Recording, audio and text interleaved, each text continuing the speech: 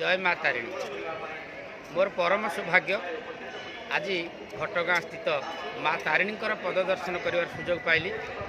से होउछंती माँ, से माँ जगत जननी, से संतापहारिणी, से होउछंती घटगाँ वासिनी। राजा पुरुषोत्तम देवंकर निर्देश क्रमे आ माँकर स्वप्नादेश फल राजा पुरुषोत्तम देव तांको सेनापति गोविंद भंज को निर्देश देते माँ को केन्दुझर नापी।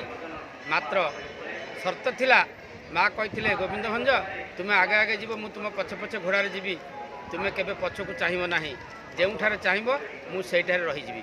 सतकू सत गोटे शालबण पड़ा, से शालबण में घोड़ार शब्द न शुभिबार गोविंद भंज पछकू चाहिए, जहाँफल माँ से ही दर्शन देले दशभुजा होकर एवं तापर से घटगाँ वासिनी हो माँ तारिणी पूजा पाँच माँ पददर्शन कर सुजोग पाइली।